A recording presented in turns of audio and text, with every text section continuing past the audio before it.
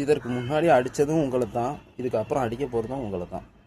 ஒரு கேள்விக்கு தவறான பதிலை மனப்பாடம் செஞ்சு வச்சுக்கிட்டு அதை அனைத்து தேர்விலும் எழுதிட்டு ஃபெயிலும் ஆகிட்டு எதனால் ஃபெயில் ஆனோம்?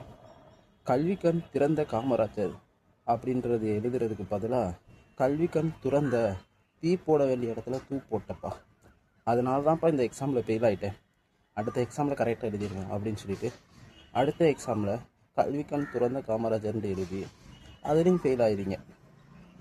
அதுக்கப்புறம் அப்போ ஒரு ரீசன் சொல்கிறீங்க, காமராஜருக்கு துணைக்கால் வரும், துணைக்கால் போடலை அப்படின்னு சொல்லிட்டு.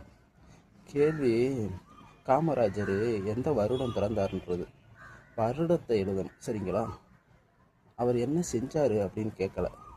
இந்த மாதிரி கேள்விக்கு தப்பான பதிலை மனப்பாடம் பண்ணி வச்சுக்கிட்டு அதையே வருஷம் முழுவதும் எழுதி ஃபெயில் ஆகிக்கிட்டு அதையும் நியாயப்படுத்திக்கிட்டு தமிழின் எதிரி பெரியார் அப்படின்னு ஒரு கும்பல் சொல்லுதுன்னா, ஏன் இத்தனை வருஷமாக சொல்லாமல் இப்போ வந்து சொல்கிறேன்னு கேள்வி கேட்காம அதுக்கும் முட்டு கொடுத்துக்கிட்டு எங்கள் வாத்தியார் சொன்னால் அது கரெக்டாக தான் இருக்கும் அப்படின்னு சொல்லிட்டு இன்றைக்கி 8% இருந்து 4% கீழே போயிடுச்சு.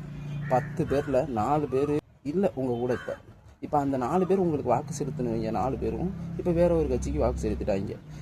விஜய் வெற்றி பெற்றுக்கிறத பார்த்தா விஜய்க்கு தான் வாக்கு செலுத்தியிருப்பாங்க. அப்போ உங்கள் கட்சியில் இருக்கும்போது அவங்க அறிவாளியாக இருந்தாங்க, அந்த கட்சிக்கு போகவும் முட்டாள் ஆகிட்டாங்களா? இதை கேட்டால் அவங்க தற்கூறிய நீங்கள் அறிவாளிகளா?